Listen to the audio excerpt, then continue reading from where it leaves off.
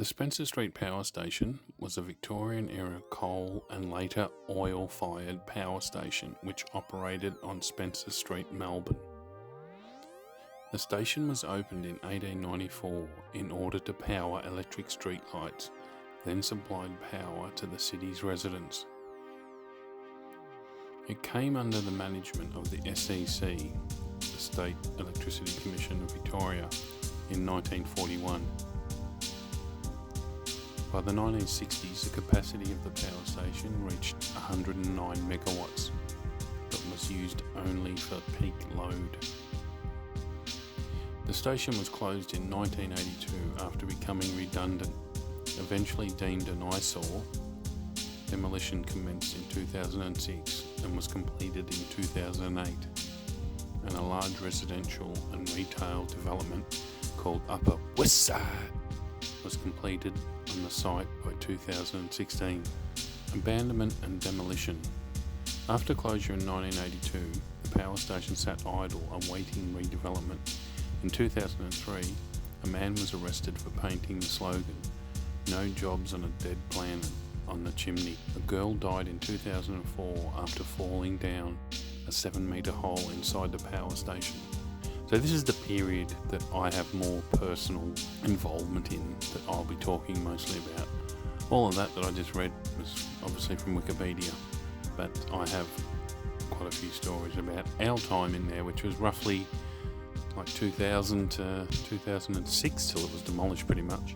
Yeah, so that 5 or 6 years was a good time. But anyway, first, here's a little bit more from Wikipedia. By the 2000s, the long abandoned site was seen as an eyesore. In May 2006, the site was sold for $7.6 million to Russian developers. That whole deal was dodgy. The chimney started being demolished in September 2007, and the site was fully cleared by April 2008, with the exception of the Edwardian office buildings and a commoniser hall around the corner of Spencer Street and Little Burke Streets, and the hydraulic power water tank, which had been added in the Victorian Heritage Register in 2007. The development known as Upper West Side was completed by 2016. How the Caveman found out about it was through Gilligan, and I've got Gilligan with me now, and he can explain a bit to you. G'day. Yeah, so my brother used to work as a rope access technician, so he was going around the buildings and doing samples to make sure they weren't going to drop bits of concrete and stone on people, just to make sure they were safe. And one of the contracts he had was for the old Melbourne Power Station. And so he was there. I don't remember why, but he told me to come and check it out. I mean, I don't think he told me because he thought I was going to go and tell 100 people and we were going to explore it, but he just told me about it. Yeah, I took a photo of him, I think, on the ladder. Then after that, I think I went with Doggo. Yeah, because I remember when you told me, I remember thinking, there's no power station in the city near Spencer Street. Like, you're on drugs. I was the same. I couldn't believe it when I got there. I'm like, how could I or not have seen like this literal whole city block, you know? None of us did, eh? Yeah, no, they were little blocks, but it was 2 blocks. There was that laneway that went through the middle of it. I mean, we were definitely into Topside stuff by then. We were doing heaps of, we were doing Panch and all that sort of stuff. So then we realised, oh shit, it is there. And we went and basically walked around it, and I think we found a metal gate in between like the office section and the power station, and we climbed over. Is that how you remember it? Yeah, it was something like that. It wasn't like a traditional door or something. It was some chonky way in, but then after that we found an easier way, yeah? Yeah, I've probably got some footage I can chuck up here now of us climbing over a little roof, and yeah, then we just slide in this window, and yeah, because we used to have this really cool way in. We'd get over this roof, little tin roof, and then we'd open. It was one of those old factory windows where they were angled, and then they had the vent. The wire vent thing was always open, so air could get in, and one of them was open. And then when the place got Fort Knox and all blocked up, we had one of those windows. We'd taken the screws out, and We used to put screws back in and we could get in and out, and they had it all boarded up to shit. Everything was boarded up, but we still had a way in, which was so cool. Like, we could still get in. The people who put the boards up on the windows had written Cave Clan sucks or something like that. It was so quick. Like, one day there was no boards, and the next day there were boards there, and the place was Fort Knox. So we're pretty sure it was them, and we're pretty sure that they did it so we'd write get fucked or whatever, so they'd know that we were getting in. But what happened one day was we went get in, and some idiots had tried to smash their way in using the window that we used to unscrew. And yeah, they smashed that window, and then of course the security firm boarded up from the inside. They're boarding it up too. Because these guys had a rave there, and we said we'll let you, because we were showing them how to get in. We said you can do a rave, and he said, look, we when we're finished, you won't even know we had a rave there. We went back after it, and it was spotless. You could not tell they'd been there, which is what they promised. And then I got a phone call or something, and someone said that Annoying had planned a party in the power station, but it wasn't for explorers, it was for graffitiists. I contacted him and I was like, that's shit, you know. He goes, well, you guys organised a rave there, you know, so obviously it's all right to have parties there. And I said, those guys promised they would leave it the way it was found, and they did. Did you leave it the way it was found? And he just straight up lied to me and said, yeah, you can't tell anyone's been there. One thing that I'd heard was that the police had come and people were smashing windows and the glass was flying out onto Lonsdale Street where the police were. When we got there, you could tell almost straight away. There was like fucking tags everywhere. People had smashed indoors to get into sections that had an adjoining doorway that went into a next section that wasn't even locked. The theaterette was shin deep, ankle deep in cans. There was you could hardly see it part of the floor. There was just rubbish and shit everywhere. There was tags all over it.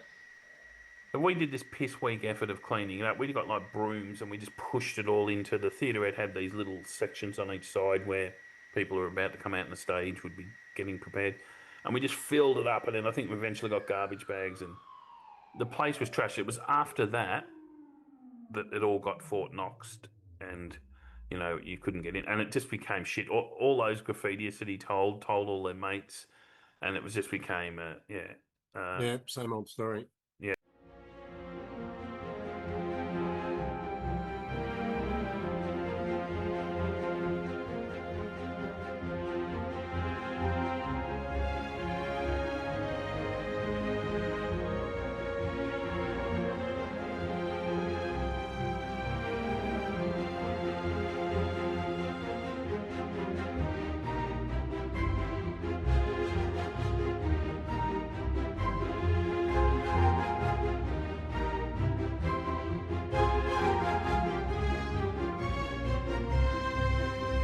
How long have you been a janitor at the power station for? About half an hour.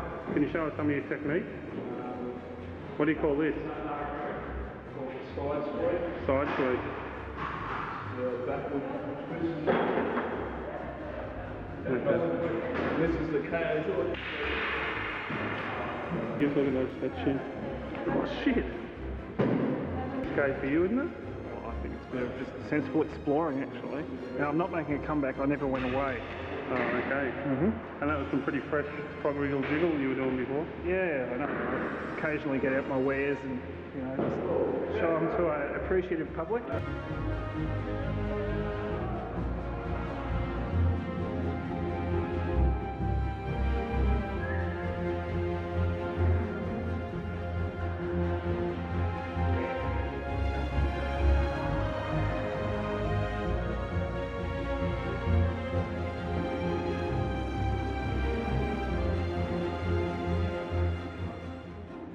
The power station was such a cool location. I remember I was working at Dimmy's at the time in Footscray, and I actually remember getting 3 or 4 dudes from work and taking them to it.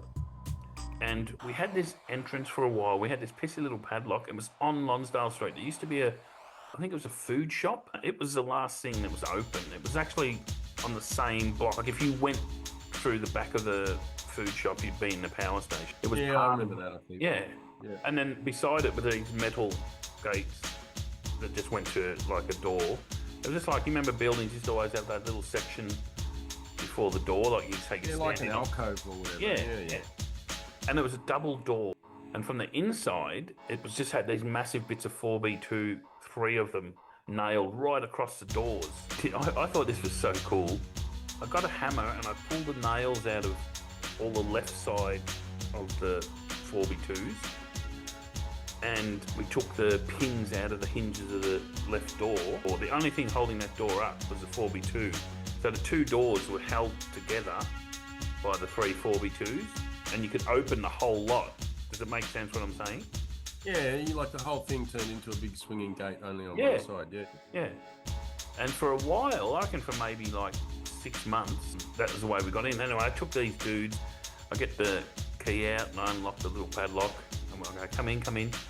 I lock it behind us, and then I push the door open, and these guys were like, what the fuck? What are we doing? What is this place? You know, and I just showed them around. I don't think I went to the power station much with them because of asbestos and all that. But we went up on the roof and all that sort of stuff. Yeah, no, I loved the power station. It was a fun place.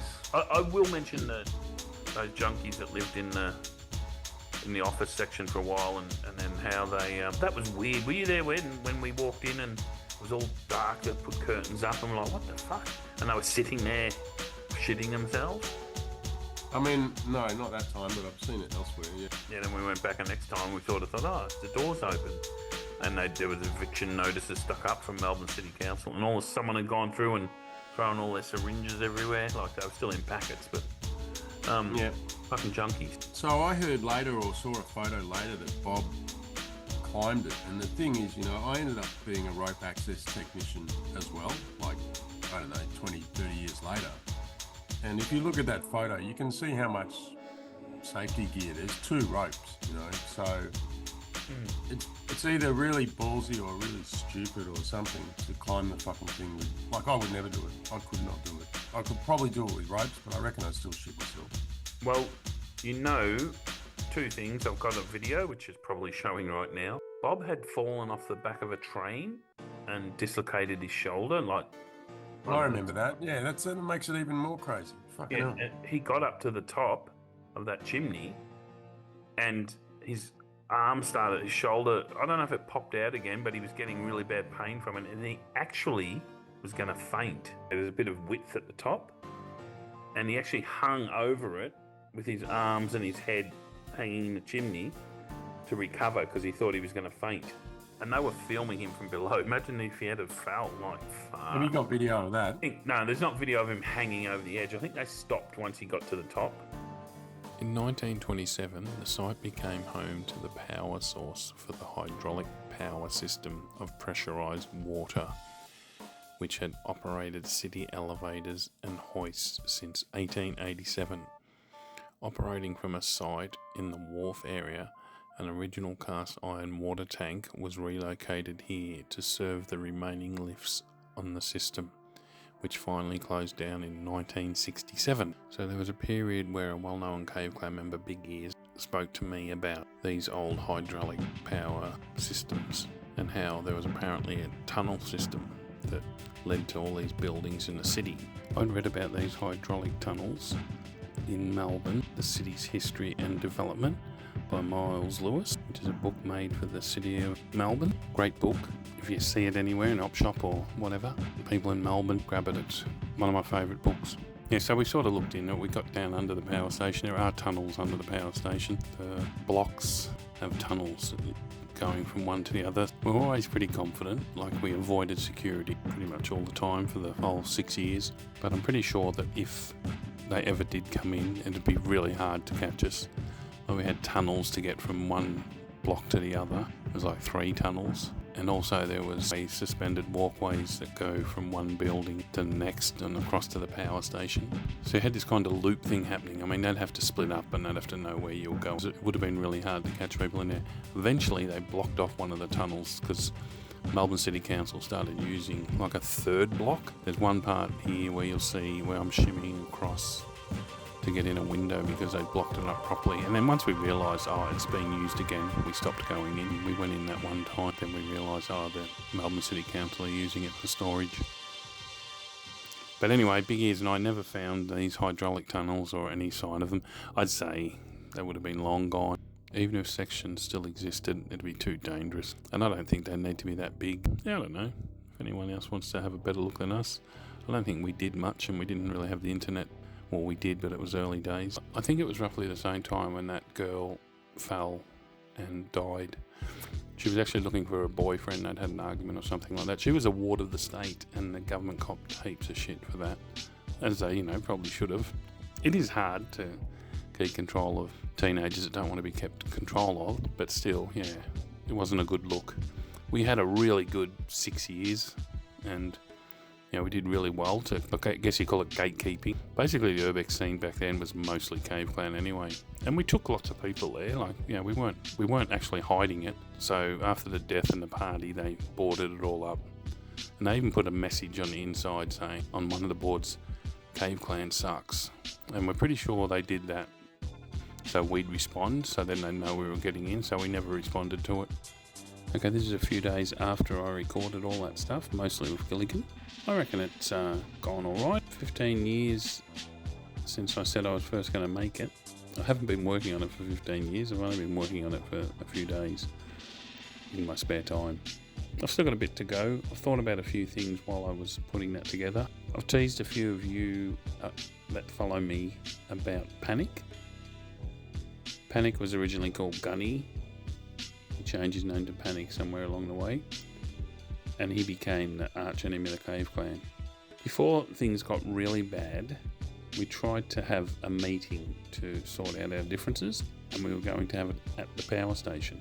About 15 of us had arrived, and Gunny was due soon, and I think he was coming with a couple others, Emor and someone else, and we were at the back of the power station, and we were looking out the window, and we saw Panic show up and start walking through the back car park.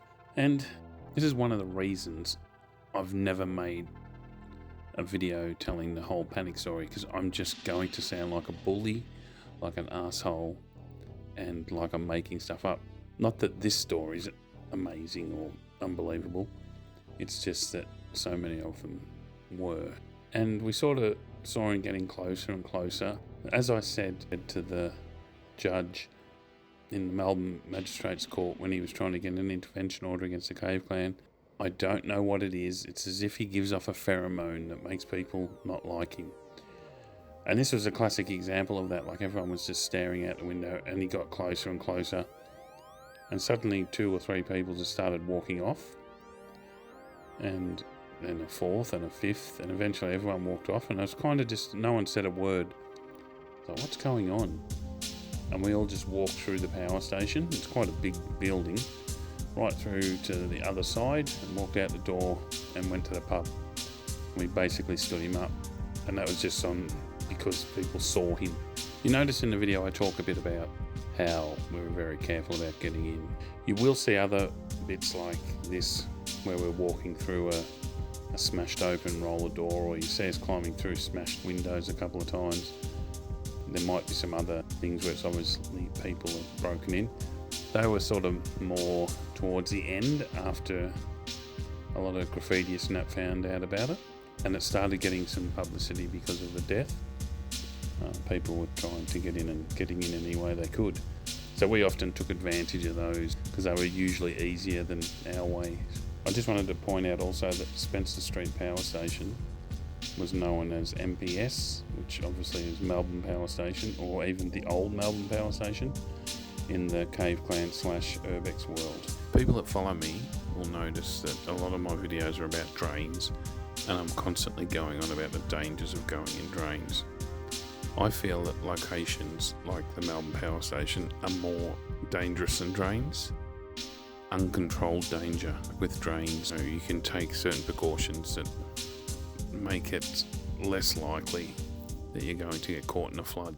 With a place like the power station, your next step, you could fall through something or touch a live wire. This may sound a bit hypocritical, but drinking alcohol in abandoned buildings, to me, is way more dangerous than drinking alcohol in a drain you know well that you can just walk through. So I'm going to tell you this short story. We were at the pub once, and I think there was about 8 of us, and it was cave clan people, but it wasn't really an exploring thing. So we didn't have gear with us, but we were drunk, and we decided to go do the power station. We got in and we were walking along one of those gangways, suspended walkway things. Now, there was like maybe 3 levels, and we were on the top level. So we were in this massive power station. You could look down and see the next level, but we only had one torch, and we were walking along this top one. I can't remember what the point was. We were trying to get to the roof, I think, to sit up on the roof and have a couple of drinks and look over the beautiful view. And suddenly, Swipe just disappeared. I was behind Swipe, and then he was gone. The torch was at the back of the group, and so it was like, bring the torch forward. We shine the torch down. Swipe has fallen because the floor, which is just like metal mesh that's bolted into a metal walkway, ends, and there was actually tape, like kind of like that police tape, that safety tape, but it had been broken. Luckily, Swipe, who we called Swiper Man, has these really good reflexes and had reached out and grabbed the edge of the walkway that was still left, like, so the floor's missing, but the frame is still there. Fingertips. If it was me, I would have just fallen. But it wasn't too bad because the next level below is only 8 foot down, so you might have twisted an ankle or something. Except, as we're pulling Swipe up, he says, oh, my shoe fell off. So we get the one torch and we shine it down, expecting to see his shoe 7 foot down. What we didn't realise was the other walkways that were below us had already ended. They were to get to some equipment or whatever. They didn't need to go as far. The top one is what you use to get right across the whole power station. Swipe's shoe was about 30 metres below him. If Swipe didn't reach out and grab those edges with his fingertips, he would have been dead. If it was me, I might have been dead, but if I fell through, I would have not had the reflexes to throw my hands out and grab it. I wouldn't be surprised if more than one of us had walked over the edge. We would have been like lemmings. It would have been a disaster. Anyway, I don't want to drag this out too long.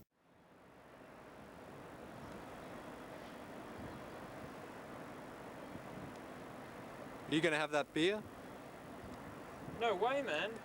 I don't need alcohol to fuel my adrenaline. I'm high on life. The hell with drugs and alcohol. Ugh.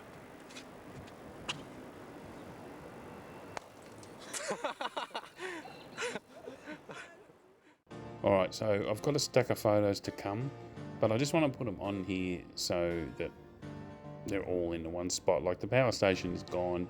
These photos are never going to be seen by another pair of eyes unless I put them on this video, so I'm chucking them at the end. I've got no idea how much I'm going to put on. Before I go, I just want to thank Mick, Crow and the guinea pigs for their video footage. I shot quite a bit of it too. And I'd also like to thank Bongass, Dimmies, Ath and Swipe for the photos. Just about any photo that doesn't have a credit is probably Swipe's. Also, Jez Mugley and Marcus Wong from Flickr. Jez said to me 15 years ago, use whatever you want, just credit my name to it. I contacted Jez again asking if it's still okay, and Jez didn't respond, so I hope it's still okay. Marcus helped me out with Jacklock with some photos, and I noticed he also had some Melbourne Power Station photos. So the same thing happened. I asked him if it was okay to use some, and he didn't get back to me in time. And I've used them, but he was very willing with the other photos. So I kind of thought using a few of his photos is a nice way to acknowledge him. Obviously, I don't make any money from this, and even though if I ever did catch up with Jez or Marcus, I'd happily buy them a beer. All you other people that I mentioned for taking photos and videos, no beer for you. Alright, thanks for watching. Next week is a video I really think you should watch.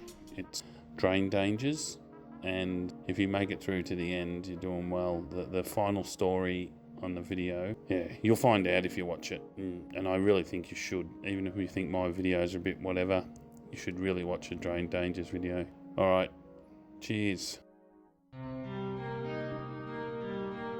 Nervous tension is an unseen enemy of the human mind.